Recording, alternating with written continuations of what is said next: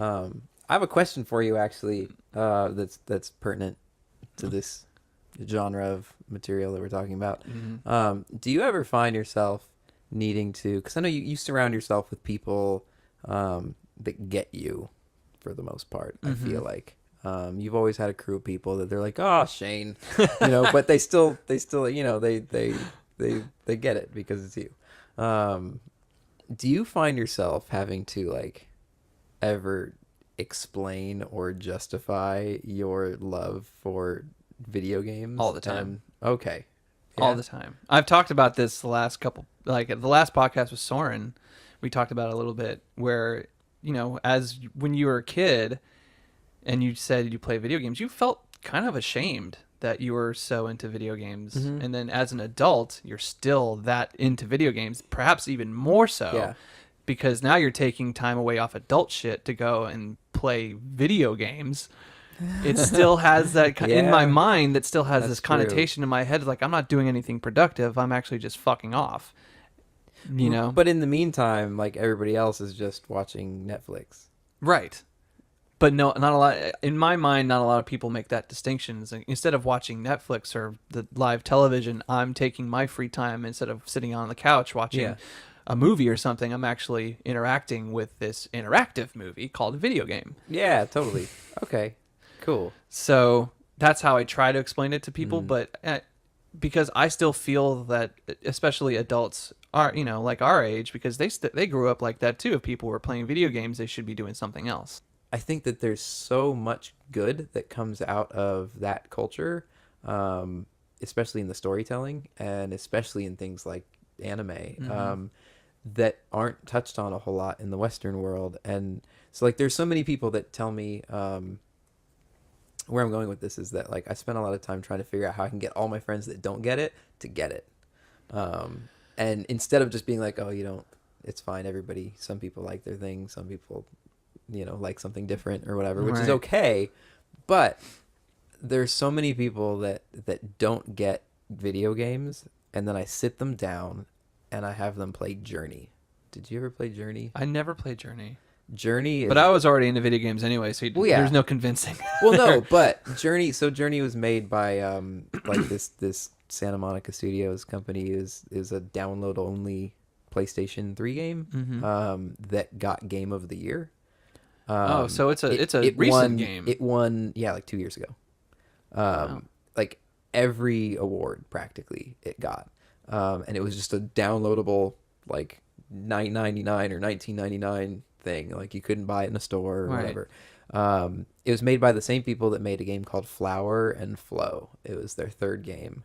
For instance, Flower, you play the wind and you blow over some grass over flowers, and like that's it. It's like a meditation.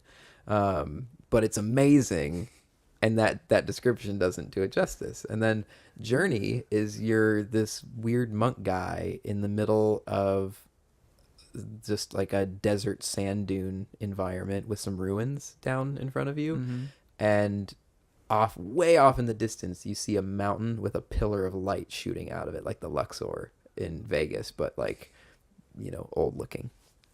And there's no explanation. There are no actions to take in the game. There's a button that makes you kind of jump, somewhat fly. And then there's another button that makes a little like bloom sound. And that's it. And you're like, what and you're like, what is this? And you run down the sand dune and you head toward the light on the mountain. And it like what follows, you can play through the whole game in about 4 hours, 4.5, something like that. But what follows is probably the most beautiful video game experience I've ever had in my life. It is unbelievable. Like if you hit the select button, you sit down in your whatever environment you're in, and the camera will just kind of like pan around you. And I think if you sit for 15 minutes and just meditate, you get like an achievement. Like it's it's so not what a video game is to a lot of people. Yeah, because I can imagine people who aren't into video games trying to play that game and be like, I don't get it, bro. No. Where's the explosions? Where's my gun? But that's the thing, is that the people that don't play video games, they think like, oh, video games are all guns and explosions and Tetris. I can just turn that game on, hand them the controller, tell them nothing, and they will walk away saying like, I totally get video games. Like they will say this, like it stands alone as art, and it's more valuable than half the movies or 3/4 of the movies that person's probably ever watched. In what you get out of a game that again has no dialogue, has no nothing, but it's deeply emotional. And so there are games like this that exist, and it's so funny to like watch someone who's like, oh, I haven't played a game since I was like 9 or whatever, and they make fun of me for playing video games, and then I'll get them to come over and play it on my projector because I have a projector set up. It's pretty nice, and they'll just like get entranced by it. And well, you're doing God's work then. And same thing on the anime side. Someone made a comment to me the other day about how even though they don't really like the show Girls a whole lot, there's a whole lot of value in it for showing female lead characters that aren't just there as like people for guys to date. You know, like I don't know if you've been aware of that conversation that's happening, and like the test of a movie is like, is there any scene in the entire movie where a girl is there, not like, as a prop or whatever? Yeah, exactly. And Girls is a show that's completely that. But at the same time, for how long, for how many decades has anime been making these super strong female characters, and video games making these super strong female characters that have nothing to do with men at all? I don't think Anita Sarkeesian would agree with you on that front. Who? Anita Sarkeesian, she became like the Gamergate scandal and stuff. That was right in the heart of it. Did you ever hear about that? No, I don't know what this is. It's so confusing. Even I don't even know about it because, like, dude, We'll I just love video games. Why are you guys like arguing about games? I just want to play video games. If it's great, great. If it's not, you know. But the conversation started, and I'm gonna butcher this, and so please forgive me because I try not to get into all that. Go broad strokes. Broad stroke is.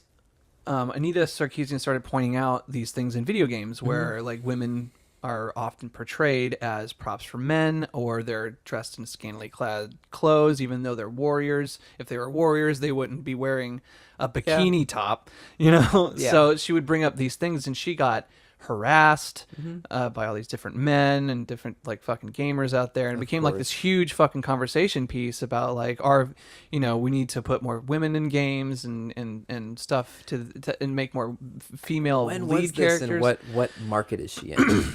Is she an American? Is she? I didn't watch any of her videos, and again, I'm not going to take an opinion on whether I agree with her or not, because again, I didn't spend that much time into looking into it. Yeah.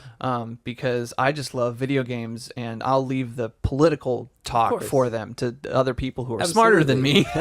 So I'm going to try and stay out of it and not say anything that could, inflame on the internet. People trolling me and stuff. So there are always going to be American games and Japanese games and European games. There are always going to be things that, of course, portray women that way. And it is kind of weird that, especially across anime, there's like this weird, like some of the strongest female characters I can think of, almost all of the strongest female characters I can think of, are anime characters. Interesting, yeah. But at the same time, like a good 60% of them are like super overly sexualized. Yeah. But there are no scenes. It's not part of their story or anything. It's just like what the women wear in them. And there's like an off comment here or an off comment there. But I mean, I'm thinking about things like Nausicaa, the Valley of the Wind. I'm thinking of Princess Mononoke. I'm thinking about Spirited Away. I'm thinking about like actual wholesome content that's about like a woman or a girl's coming of age, or a woman's maturation, and if that's even a word. Imagination. No, like the maturing of a woman. Like it's not just coming of age, but like also maturation. I don't know. I think we're just gonna both show how terrible we are at this. That's okay. We know what you're talking about. But that's the point. Communication is about being effective, not being right. Strategery. Thanks, But- George Bush, for that. I use that all the time. It's a good level of strategery, and people look at me like, "What? Like George Bush? Come on." Yeah. George But anyway, W? I just like there are always going to be situations that you can point out to any argument that go the other way. But I'm just the only thing that I'm saying is that I have found a lot more inspiring female roles in Japanese animation, whether it be video games or anime or like animated movies, which I guess is still anime, but Yeah. than I have in most westerns. It's like, yes, you know, they're wearing something that looks like they're a burlesque dancer sometimes, but at the same time, they like command respect and they Well, look at Mila. have their own identities. Look at Mila in the Tales series. Like, she's wearing nothing. She's wearing absolutely nothing.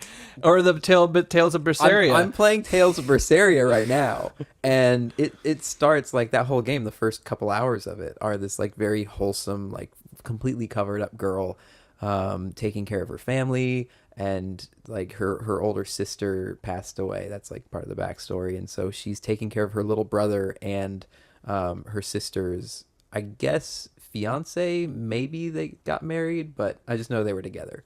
So now it's her like brother-in-law basically and her little brother, and she's, you know, cooking for him and doing like all this stuff. She's basically the mother of the house and like trying her best and trying to keep people's spirits up. And then like something terrible happens that I won't tell you because Don't give it away. It's a modern game and it just came out in January. It's really good. Everybody should play it. Especially if you've never played a Tales game, you'll have your mind blown. Do you think that's what you should start with? Is Berseria? I don't know. I started with Vesperia and Vesperia I is love it. that's the one to go to. So good. That's But the who one to wants go to to. go back in time to Xbox 360? Sometimes you got to do that, man. I guess. Sometimes. Well, the benefit of all these things, same with anime, is like you can watch something from 1987 and it looks the same way as it does today. So it's like the Xbox 360 Tales game and this PlayStation 4 one kind of don't look any different. Yeah. But Vesperia is really good. But start with Vesperia. Sorry. Yeah, Vesperia I think it has a more. I mean, I haven't played Berseria, but ever since Vesperia, I've played a number of them. Besides, except for Zelia, don't play that one. Tales of Zelia sucks. That's not what you have over not here? Zelia. I was I'm gonna say sorry, you have not Zelia Zelia. right behind I you. got confused. I'm sorry. Zelia 1 and 2 are awesome. Are you talking about Zestiria? Zestiria? Yeah. Zestiria sucks. Yeah. Sucks hard. That's what I've heard. But yeah, so Berseria, like something happens and like all of a sudden, like basically this girl's completely transformed and suddenly she's like half naked. And the entire game story is a revenge story. And it's all about her doing everything she has to do and sacrificing her own humanity to make something right. And it's like there are a couple comments every once in a while that make like where someone will say something or someone will like look at her in a certain way and it'll be like eyes up here or I will literally kill you, like because she can, because she's like the toughest of all of the cast. Like you're in a group with like pirates and it's instead of like a group of ragtag heroes saving the world, you are like a group of misfits and pirates and people that like work in the dark circles trying to exact revenge. Everybody has their own reasons for different things, of course, but her story is a revenge story and it has nothing to do with anything but like her own motivations and her own growth and her own feelings and thoughts, and like the opposite gender has nothing to do with any of it.